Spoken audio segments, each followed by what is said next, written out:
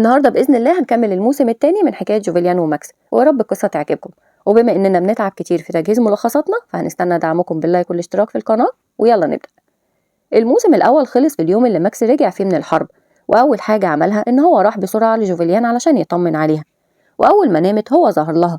في البداية هي اعتقدت نفسها إنها بتحلم، وبسرعة لمست وجهه، ولما بتلاقي إن هو فعلا ماكس بدأت تبكي ووبخته لأن هو ما أرسلهاش أي رسائل من وقت مغادرته، وإنها كانت خايفة عليه واعتقدت إن في شيء سيء حصل له في ساحة المعركة. فطمنها ماكس إن هو بخير، وطلب منها إنها ما تبكيش، وبيفضل جنبها لغاية ما بتهدى وبتروح في النوم. وبعدها قرر بإن هو يغادر، بس أول ما بيبدأ يتحرك من جنبها هي بتمسكه وبتطلب منه إن هو ما يسيبهاش، فبيغير رأيه وبيبقى جنبها فعلا. وبنروح لليجس اللي كان بيزور قبر زوجته، وافتكرها لما كانت بتعتذر له عن خطأها، لكن هو طمنها بإن اللي حصل مش غلطها، لكنها أصرت بإنها هي المخطئة وهي السبب في تدميره، وكانوا هما الاتنين بيبكوا. وبيلاقي ليجس رسالة متروكة ليه، وبيعرف إنها من الساحر اللي كان بيتمنى يرجع للإمبراطورية ويتقابل معاه. وفكر ليجس بإن هو لازم يحمي ثروته الوحيدة واللي هي بنته جوفيليان، وافتكر بإنها ماتت بسببه في الحياة السابقة، وهو كان حزين وبيبكي، وقرر إن هو لازم ينقذها المرة دي. وتاني يوم أول ما جوفيل ما بتفتح عيونها بتلاقي ماكس جنبها، فبتصرخ وبتبعده عنها.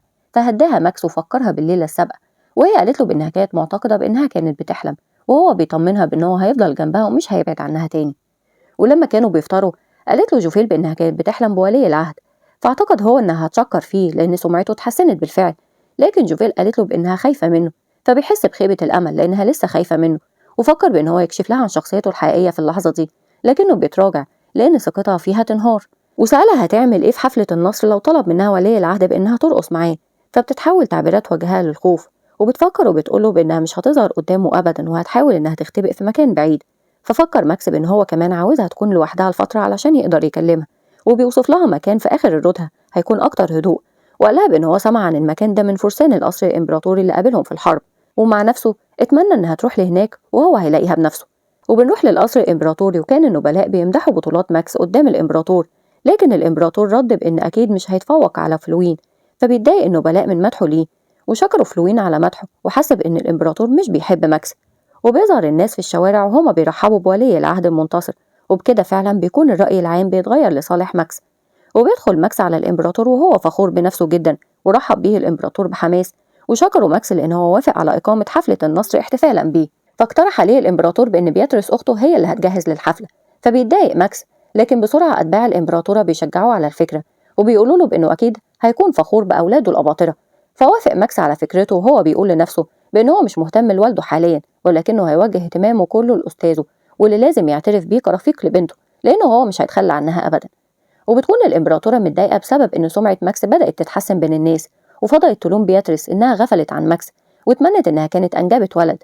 فبتبكي بياتريس وهي حزينة بسبب توبيخ أمها ليها، وأمرتها أمها إنها ما تغلطش وهي بتحضر للحفلة، وما تخيبش ظن والدها فيها، وأمرتها بإنها لازم تظهر ماكس على إن هو مجنون. وبيجي يوم حفلة النصر وبتجهز جوفيل وبتكون حزينة، لكن لما بتشوف أناقة والدها بترتاح لأنها بتحس بإن هو اللي هيلفت الانتباه مش هي. ولما بيكونوا في الطريق بتفكر جوفيل بإنها زارت القصر في حياتها السابقة وما كانتش عاوزة تزوره تاني أبدا لأن مأساتها بدأت هناك. وبيقول لها ليجس إن بعد الحفلة الناس هيعتبروا ولي العهد بطل وليس طاغية، وإنها لازم تكون فخورة بكده. وقال لها كده لأن هو كان بيعتقد إنها عارفة إن ماكس هو نفسه ولي العهد، لكن في الحقيقة هي لسه ما تعرفش كده، فهي بتحس بالقلق من كلامه. ولما بيوصلوا بتفكر بإنها لازم تحاول إنها تختفي من قدام ولي العهد وتتجنب مقابلته. وبمجرد ما بتدخل للقاعة وبتشوف الإمبراطور وزوجته بتفتكر بإن هما ليهم صلة بوفاتها، وإن الإمبراطور والد قاسي مهتمش أبدا بمشاعر ابنه وهو صغير، وإن الإمبراطورة بتعذب بنتها عاطفيا. وطلب منها ليجس إنها تخفض راسها، وبتكون هي رأيها إن كده أفضل علشان ما تتورطش معاهم في شيء.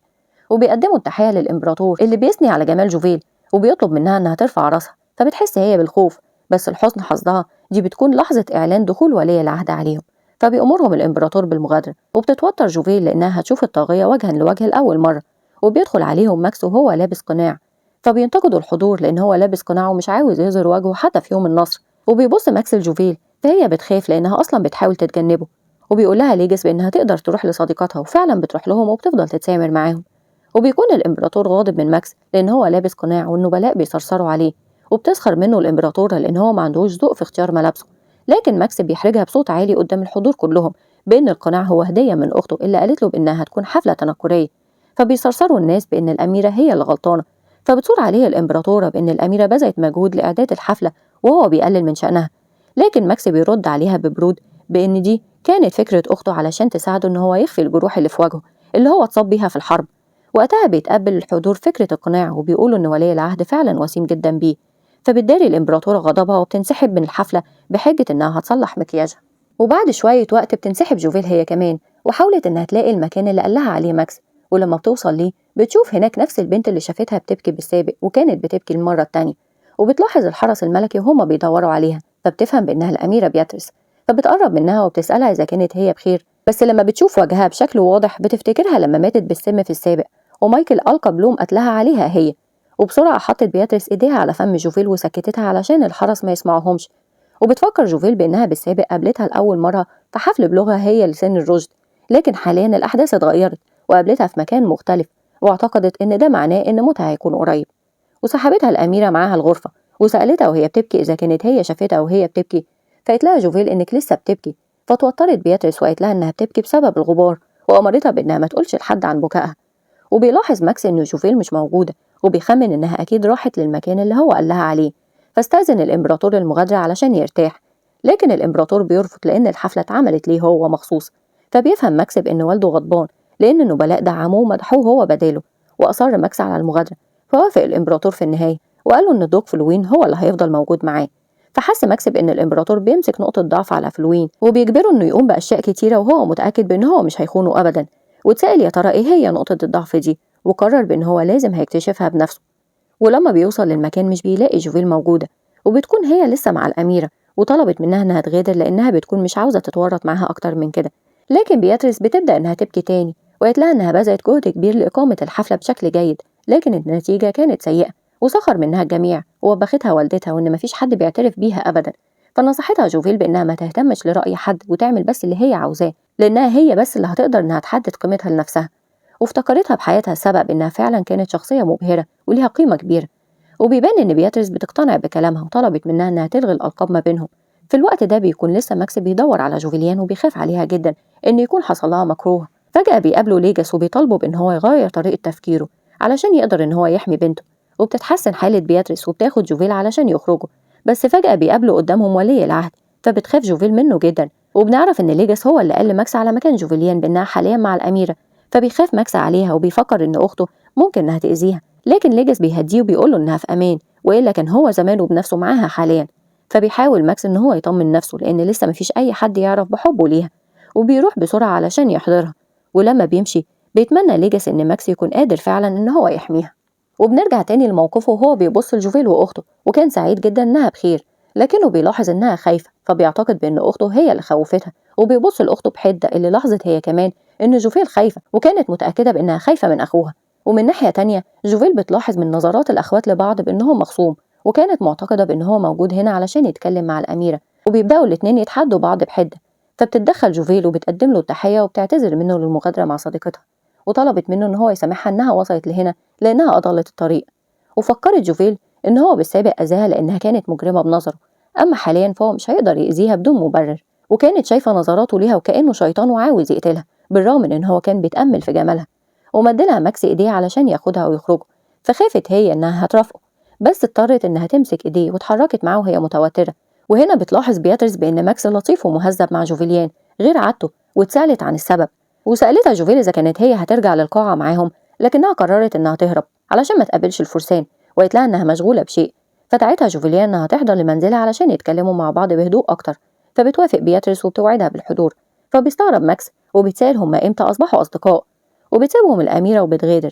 فبتتمنى جوفيل إنها توصل هي كمان بأمان، وأول ما بتوصل بتشكر ولي العهد لمساعدتها وبتمشي، بس فجأة التوت رجليها وكانت هتقع، لكن ماكس بيلحقها وبيمسكها، ووقتها عيونهم بتتلاقى وجها لوجه. فبيقرر ماكس في اللحظة دي إن هو يكشف لها عن هويته الحقيقية، وبسرعة بيخلع قناعه وبيقول لها إن هو ماكس واعتذر لها لأن هو خدعها. فبتفرح جوفيل جدا وبتكون سعيدة إن ماكس هو نفسه ولي العهد. بس فجأة بنلاقي إن ماكس لسه لابس قناعه وكل اللي حصل ده كان مجرد تخيل منه ومش حقيقة. وبيتصدم هو لما بيلاقي جوفيل ماشية بعيدة عنه وإن كل ده كان وهم، فبيقرر إن هو ينادي عليها علشان يقول لها الحقيقة. بس في اللحظة دي بتكون هي اختفت خلاص من قدامه، وبتظهر وهي بتترعش من مسكته ليها وبتقول عليه بإن هو شخص مختل عقليا. أما هو فبيكون هيتجنن من فرصته اللي ضاعت عليه، وقرر بإن هو لازم يلاقي طريقة علشان يقابلها مرة تانية ويتقرب منها بصفة ولي العهد. وبترجع جوفيل للحفلة وبتكون حاسة بالإرهاق وإن طاقتها نفست وعندها الرغبة في إنها ترجع للمنزل، بس للأسف بيكون والدها مشغول عنها بالضيوف. بس بمجرد ما بيلاحظها هو بيعرض عليها إن هما يرجعوا للمنزل، لأن هو بيكون عارف إنها مش بتحب الأماكن المزدحمة. فبتتفاجئ هي منه لأنها ما اعتقدتش إن هو هيهتم لأمرها، بس بتوافق على المغادرة وهي سعيدة. وبيرحب بيهم بعض النبلاء وبيمدحوا في شجاعة فلوين وجمال جوفيل. فبتتغير تعبيرات ليجاس للغضب لأن هو بيكون افتكرهم بالسابق لما هما وبخوا بنته وطالبوا بإعدامها، وإن بسبب كلامهم القاسي ونشر الإشاعات السيئة عنها بنته ماتت، فانتقم هو منهم وقتلهم كلهم. وبيغضب الإمبراطور من ليجاس إن هو قرر المغادرة، ولأن هو بيعارضه كتير الفترة دي وهدده بالخاتم اللي هو لابسه وفكروا بإن هو عنده شيء يستحق الحماية، وطبعا هو كان بيقصد جوفيل. فبصله ليجاس بنظرة كلها غضب وتحدي، فافتكروا الإمبراطور بالسابق لما كان غضبان وقتل كل النبلاء وكان على وشك إن هو يقتله هو كمان، لكنه توقف على آخر لحظة بسبب هنتعرف عليه لاحقا. وبسرعة وافق له على إن هو يغادر، بس بعدها بيغضب بسبب نظراته ليه، وقال لنفسه إن هو طالما بيمتلك الخاتم فهو مش هيقدر يعصيه أبدا. واتسأل يا ترى هو ناوي على إيه. ليلتها كتب ماكس رسالة لجوفيل بصفته ولي العهد، وبدأ إن هو يمدح في جمال عيونها وشعرها الفضي وابتسامتها الرقيقة، وربط الرسالة بطائره وأمره بإن هو ما يفشلش المرة دي. وفكر بإن جوفيل لما هتقرأ الرسالة فهيتغير رأيها في ولي العهد وهتعرف إن هو شخص حنون. وتاني يوم بتظهر جوفيل وهي بتقرأ الرسالة وهي مصدومة. وقتها بيظهر ماكس قدامها وكان بيعتقد بإنها بتقرأ رسالته، لكنها قالت له بإنها كانت بتقرأ رسالة لصديقة ليها، وأخفت عنه إنها كانت رسالة تهديد وصلت لها من إحدى النبيلات اللي أمرتها بالحضور لعندها وإلا هتنشر عنها الإشاعات السيئة. وحس ماكس بالغضب لأن رسالته ما وصلت لهاش، خصوصا إن هو بالأمس راقب الطائر وتأكد من إن هو وصل لغرفة جوفيل. وبنعرف إن اللي حصل إن طائر ليجاس مسك بطائر ماكس وسلمه لصاحبه، وبالتالي رسالة ماكس بقت في إيد ليجاس واللي من غير تردد حرق الرسالة. وبنروح بالقصة لمايكل اللي بيكون حزين وحابس نفسه في غرفته ورافض إن هو يقابل أي حد، وبيتسائل بحزن ليه جوفيل ما بقتش تحبه، وكانت أمه غضبانة بسبب الحالة السيئة اللي هو فيها، وكان رافض حتى إن هو ياكل أو يشرب. في نفس الوقت ده بتكون أخته جيزيل مش مهتمية غير بنفسها وبجمالها وبس، وقالت أمه بتحدي إنها هتعرف إزاي تعلم جوفيل درس بسبب اللي هي عملته في ابنها. وبعد 3 أيام بتقرر جوفيل إنها تزور السيدة اللي قامت بتهديدها، ورفضت إن يروح معاها كل الفرسان المسؤولين عن حمايتها، واستكفت بس بإن جرالدين هو اللي يروح معاها. وقبل مغادرتهم طلب منها جرالدين إنها ما تسببش المشاكل، لكن هي أكدت له بإنها مش هتعمل أي مشاكل، وفكرت بإنها متأكدة إن مصدر رسائل التهديد هي والدة مايكل لأنها اتعرفت على خط إيديها، وقررت بإنها هي اللي هتعلمها الدرس وهتعرفها مين هي جوفيليان. ولما بتوصل بترفض إن جرالدين يدخل معاها، فبيغضب هو وتخيلها بإنها سببت المشاكل ووالدها بدأ يلومه هو. ولما بتشوف جوفيليان والدة ماكس موجودة ما بتتفاجئش لأنها كانت متوقعة وجودها، فسلمت عليها بدون ألقاب، فلمتها السيدة لأنها بالسابق كانت بتناديها بأمي وحاليا لأ، فقالت لها جوفيل إنها بالسابق كانت هتكون والدة زوجها المستقبلي إنما حاليا لأ. وقالت لها السيدة بإن مايكل مريض، لكن جوفيل ما اهتمتش وتمنت له الشفاء وبس، وفكرت بإن كل رسائلها كانت تعمل الحديث عن مايكل، وإنها كانت معتقدة بإنها هتوبخ في ماكس، وبسرعة استأذنتها للمغادرة. لكن السيدة بتوقفها بغضب ووبختها بإنها مش مهتمية لمرض ابنها، وإنها هي السبب لأنها انفصلت عنه بدون رغبته، وأمرتها بإنها لازم تروح لزيارته في منزلهم حالا. لكن جوفيل رفضت واتدخلت خادمتها وحمتها وقالت لها بإن سيدتها مش موافقة إنها تروح معاها. فغضبت والدة مايكل وضربتها بالقلم بقوة لأنها اتجرأت عليها، وقالت لجوفيليان إنها كانت بتهذب الأدنى منها مكانة. فوقعت الخادمة على الأرض وبتكون انجرحت في وجهها، فخافت عليها جوفيل وحاولت إنها تطمن عليها وحزنت على اللي حصل لها لمجرد إنها دفعت عنها. وأمرت السيدة جوفيليان تاني بإنها لازم تزور ابنها المريض، فابتسمت لها جوفيل وأكدت لها بإنها موافقة إنها تروح معاها لمنزلها. ولما كانوا في الطريق اعتذرت لخادمتها على اللي حصل لها بسببها وأكدت لها بإنها هتنتقم لها. ولما بيوصلوا بتقرر إنها تدخل معاها لوحدها، وبترفض إن أي حد فيهم يدخل معاها، وأكدت لجرالدين بإن مفيش أي حد فيهم هيقدر يأذيها، وأمرته بإن هو يوصل خادمتها للعيادة. فبتضحك السيدة بلقم لأن ده معناه إن جوفيل مش قادرة تنسى مايكل لدرجة إنها أمرت مرافقيها بالرحيل. وأول ما شافتها جيزل رحبت بيها وطلبت منها إنها تحضر لها جوهرة معينة، وسألتها ليه أنت جاية من غير ما تحضري هدية المرة دي، لأنها بالسابق كانت معتادة عليها وهي بتحضر لها الهدايا باستمرار علشان تكسب ودها لأنها أخت حبيبها. لكن فجأة جوفيل بيكون ليها رد فعل غريب وضربت جيزل بالقلم وجرحتها، فبيتصدموا هما الاتنين وبيكونوا مش مستوعبين اللي هي عملته. فقالت لهم جوفيل إنها بتهذب الأدنى منها مكانة زي ما هي ما عملت، وبختها جيزل بإنها مجنونة. لكن جوفيل قالت لها بغضب بإنها لازم تناديها بلقبها الأميرة جوفيليان، وإن إزاي لمجرد إنها ابنة ماركيز تتكلم معها باستهتار. واستغربتها جيزل لأنها فعلا اتغيرت وما بقتش نفس البنت الحمقاء اللي كانت تعرفها بالسابق. وصرخت فيها السيدة وأمرتها بإنها تعتذر لبنتها. فبتضحك جوفيل باستهتار على كلامها وقالت لها بإنك أنت اللي هتعتذري. فصرخت فيها السيدة وسألتها ليه عملت كده مع طفلتها. فقالت لها جوفيل بغضب لأنك أنت اللي صفعتي مرافقتي في البداية. فحاولت السيدة إنها تتمالك نفسها وتظاهرت بإنها سامحتها على اللي هي عملته بما إنها هتصبح زوجة ابنها قريب، على عكس جيزل اللي كانت غضبانة من رد فعل أمها. فاستهترت جوفيل بكلامها واتهمتها بإن كلامها سخيف وهددتها بإنها هتعرفها هي مين. وفجأة طلعت سكين فخافت منها السيدة، وفي لحظة قطعت جوفيل الفرو للسيدة المرتدياه لأنها هي اللي اشترته لها بالسابق. فاتهمتها السيدة وبنتها بإنها اتجننت. فردت عليهم جوفيل بإن دي مجرد البداية، وبدأت تكسر كل التحف والتماثيل واللوحات اللي هي أهدتهم بيها. وحاولت السيدة إنها تمنعها لكنها فشلت، وبتكون جوفيل قطعت كل شيء بالفعل.